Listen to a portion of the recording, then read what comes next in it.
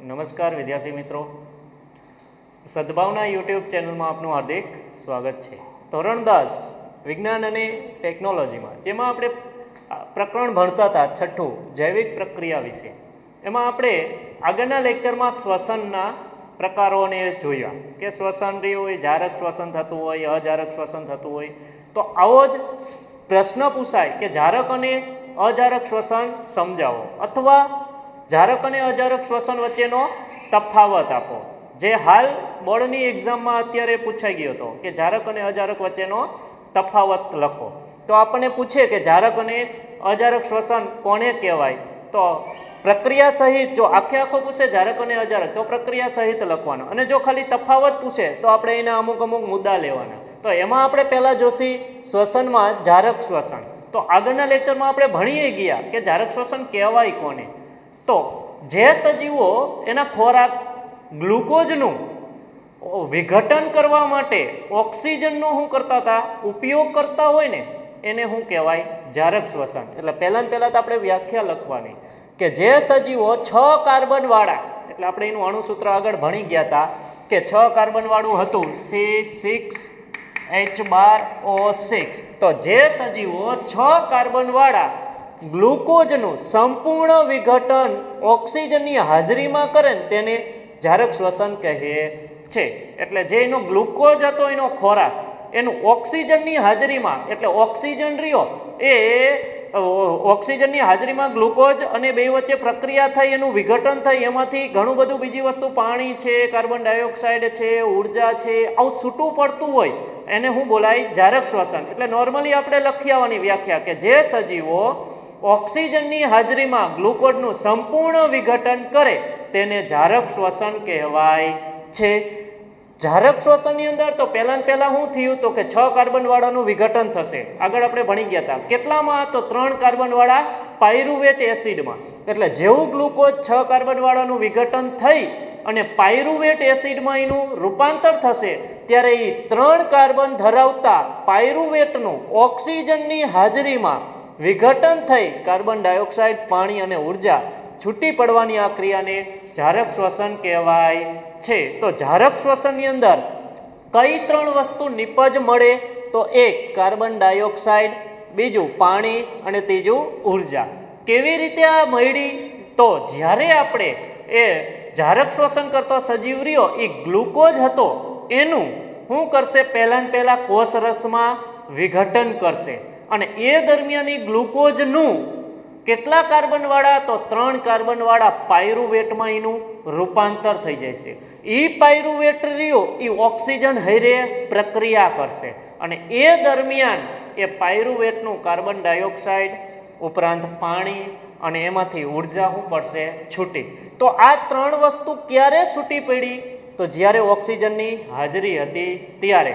એટલે ઓક્સિજનની હાજરીમાં જે ક્રિયા થઈ એને આપણે કેવી ક્રિયા કહેતા હોય, જારક શ્વસન. તો પહેલાં આપણે જારક શ્વસનની નોર્મલી વ્યાખ્યા લખવાની કે જે સજીવો ગ્લુકોઝનું વિઘટન કરવા માટે ઓક્સિજનનો ઉપયોગ કરતા હોય એને આપણે જારક શ્વસન કહેતા હોય. એ દરમિયાન તો કે 3 કાર્બનવાળા પાયરુવેટ એસિડનું ઓક્સિજનની હાજરીમાં કાર્બન ડાયોક્સાઇડ, પાણી અને ઉર્જામાં એનું વિઘટન થઈ જતું હોય એને આપણે જારક શ્વસન કહીએ છીએ. જારક શ્વસનની ક્રિયા કણાભ સૂત્રમાં થાય. આ ખાસ યાદ રાખજો કે જારક શ્વસનની ક્રિયા ક્યાં થાય, તો સજીવોના અંદર રહેલા કણાભ સૂત્રમાં. એટલું યાદ રાખવાનું આ 2 વસ્તુ નોર્મલી, કે પહેલાં ગ્લુકોઝ રહ્યું એનું વિઘટન પાયરુવેટમાં થાય, તો એ કેમાં થાય, તો એ કોષરસમાં થાય. અને પાયરુવેટનું વિઘટન ઓક્સિજનની હાજરીમાં ક્યાં થાય, તો કણાભ સૂત્રમાં. એટલે પાયરુવેટ એસિડનું કણાભ સૂત્રમાં વિઘટન થાય અને ગ્લુકોઝનું કોષરસમાં વિઘટન થાય. તો એમ કહે કે જારક શ્વસનની ક્રિયા રહી એ કણાભ સૂત્રમાં થાય છે. આ દરમિયાન મુક્ત થતી ઉર્જાનો સંગ્રહ એટીપીમાં થશે. હવે જ્યારે કણાભ સૂત્રની અંદર પાયરુવેટ એસિડ અને ઓક્સિજન બે ભેગા થશે, ત્યાં કને એનું વિઘટન થઈ કાર્બન ડાયોક્સાઇડ, પાણી અને ઉર્જા છૂટી પડશે. તો એ ક્રિયા રહીને એમાંથી જે ઉર્જા છૂટી પડતી હતી ને એનો સંગ્રહ એટીપીમાં થાય. એટલે ઉર્જા રહી એ કયા એકમમાં સંગ્રહિત થાય તો એટીપી. એટીપીનું પૂરું નામ શું તો એ એટલે એડિનો સાયન, ટી એટલે ટ્રાય અને પી એટલે ફોસ્ફેટ. તો પહેલાં તો એ ખબર હોવી જોઈએ કે એટીપીનું પૂરું નામ તો એડિનો સાયન ટ્રાય ફોસ્ફેટ. ક્યારે આ ઉર્જા સંગ્રહ થાય જ્યારે ઝારક શ્વસન દરમિયાન જે ઉર્જા છૂટી પડે એ શરીરની અંદર એટીપી સ્વરૂપમાં શું થશે સંગ્રહ થશે. તો અહીંયા એક શોર્ટ પ્રશ્ન પૂછી શકે કે ગ્લુકોઝમાંથી છૂટી પડતી ઉર્જા શરીરમાં કયા સ્વરૂપમાં સંગ્રહ થાય તો એટીપીમાં. એટીપીનું પૂરું નામ શું એડિનો સાયન ટ્રાય ફોસ્ફેટ. તો એમ કહે કે ઝારક શ્વસન એ કણાભ સૂત્રમાં થાય છે.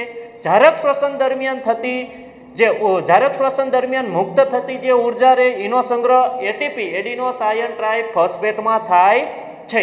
હવે ઝારક શ્વસન દરમિયાન કેવી ક્રિયા થઈ તો આપણે જે ખોરાક ખાઈશી 6 કાર્બન વાળો એટલે એ આ ગ્લુકોઝ 6 કાર્બન વાળો એનું પહેલા કોષ રસમાં એટલે શરીરના કોષની આજુબાજુ જે રહેલા કોષ રસ હોય એ કોષ રસની અંદર અહીંયા કને પાયરુવેટ એસિડનું રૂપાંતર થઈ જાય છે અને કોષ રસમાં જે ગ્લુકોઝની ક્રિયા થાય એને ગ્લાયકોલાઇસિસ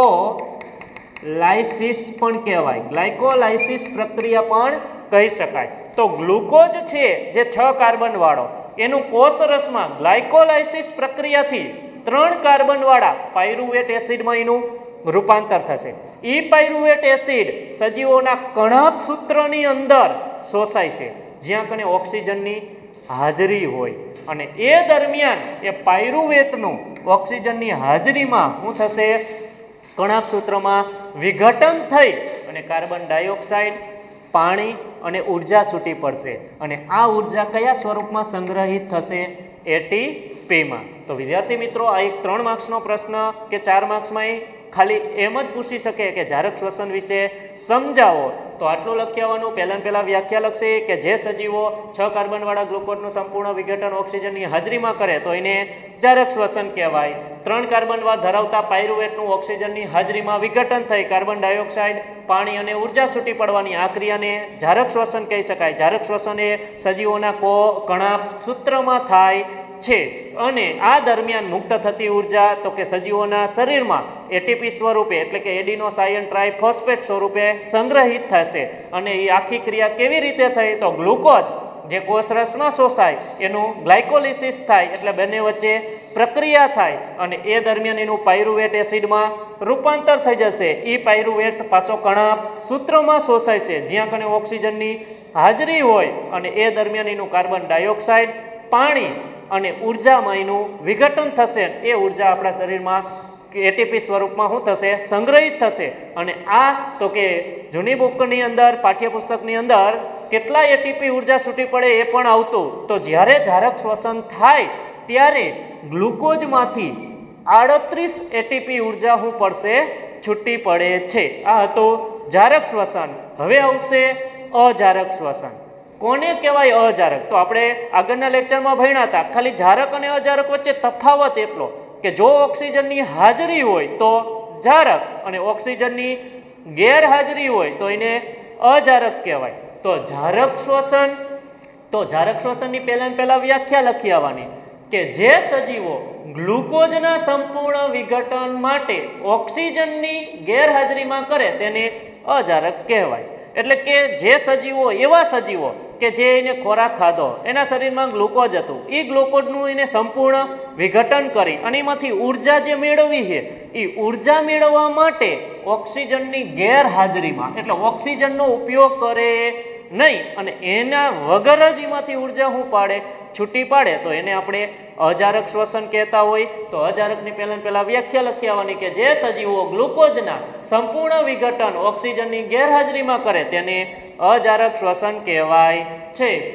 ઓક્સિજનની ગેરહાજરીમાં પાયરુવેટનું ઇથેનોલ અને કાર્બન ડાયોક્સાઇડ ઉપરાંત ઉર્જા ઉત્પન્ન થાય છે. ખાસ ધ્યાન રાખજો કે ઝારક શ્વસનની અંદર આપણે જોયું કે ઓક્સિજનની હાજરી હોય તો કાર્બન ડાયોક્સાઇડ પાણી અને ઉર્જા છૂટી પડતી પણ જ્યારે ઓક્સિજનની ગેરહાજરી હોય ને ત્યારે એ જ ગ્લુકોઝ જે આપણે ઝારકમાં હોય એ જ ગ્લુકોઝ અજારકમાં પણ હોય ત્યારે એ ગ્લુકોઝ રહ્યો ને એમાંથી ઇથેનોલ કાર્બન ડાયોક્સાઇડ અને ઉર્જા ઉત્પન્ન થાય છે. તો એટલું યાદ રાખવાનું કે જારક હોય ત્યારે કાંઈક નિપજ અલગ મળે અને અજારક હોય ત્યારે કાંઈક નિપજ અલગ મળે. તો પૂછે કે અજારક શ્વસન રહ્યું એમાં પાયરુવેટ એસિડ રહ્યો એનું શેમાં રૂપાંતર થાય? તો ઇથેનોલ, કાર્બન ડાયોક્સાઇડ અને ઉર્જામાં. તો શું લખશે બીજો મુદ્દો કે ઓક્સિજનની ગેરહાજરીમાં પાયરુવેટ એસિડનું ઇથેનોલ, કાર્બન ડાયોક્સાઇડ અને ઉર્જામાં ઉત્પન્ન થાય છે. ઈસ્ટમાં એટલે કે એક આ ફૂગનો પ્રકાર છે.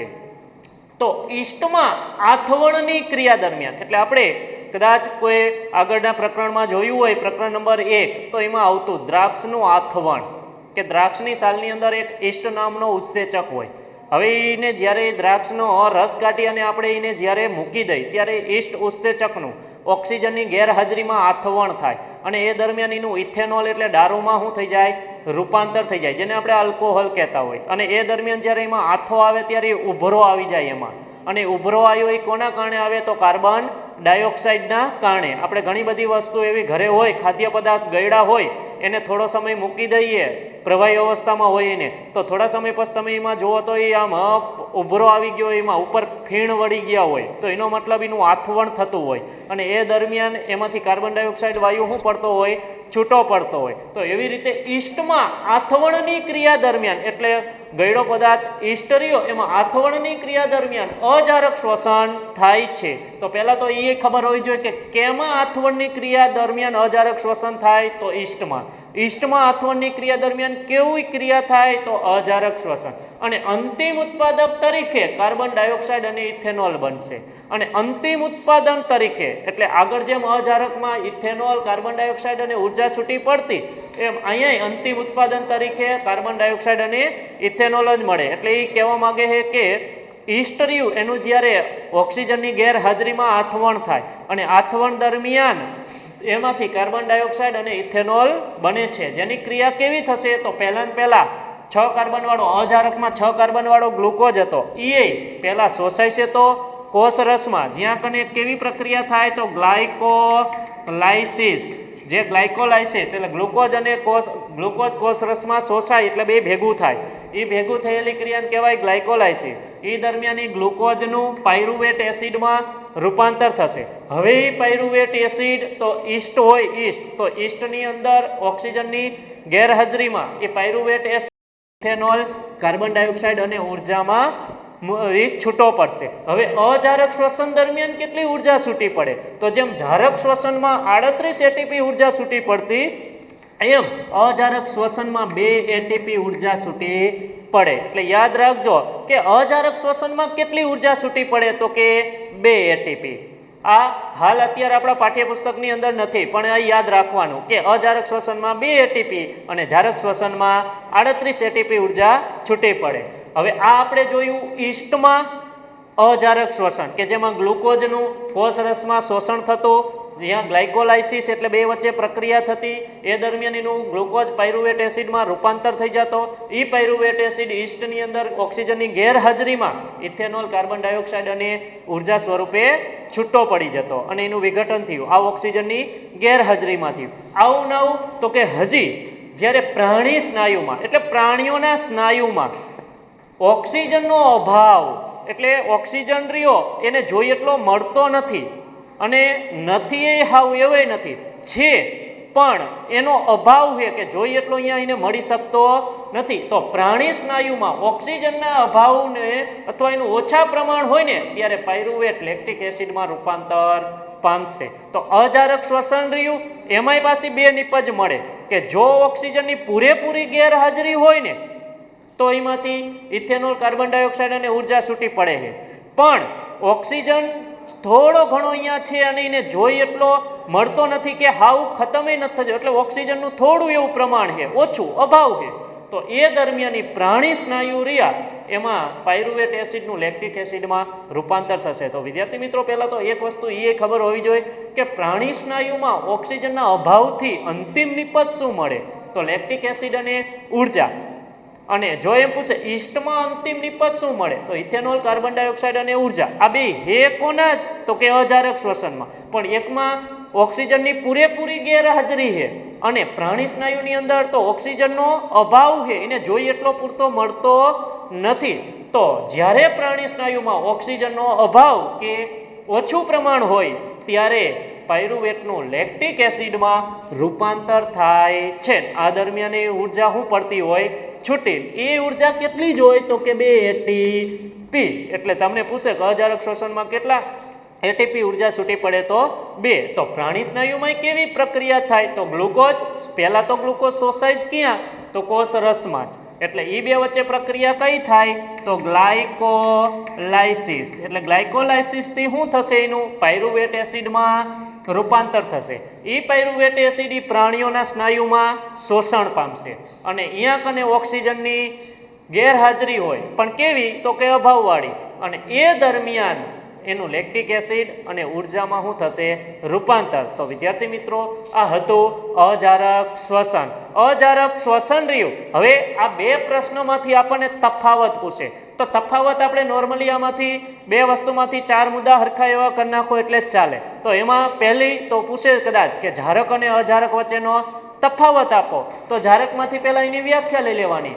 તો વ્યાખ્યા આખી ન લખો તો હાલે, ખાલી આટલું લખી આવવાનું કે ઓક્સિજનની જારકમાં લખવાનું ઓક્સિજનની હાજરીમાં થાય, અજારકમાં લખવાનું ઓક્સિજનની ગેરહાજરીમાં થાય. પછી જારકમાં બીજો મુદ્દો લખી શકાય કે જારક શ્વસન રહ્યું એ કોષ રસ અને કણાભ સૂત્રમાં થાય, આ બંનેમાં થયું.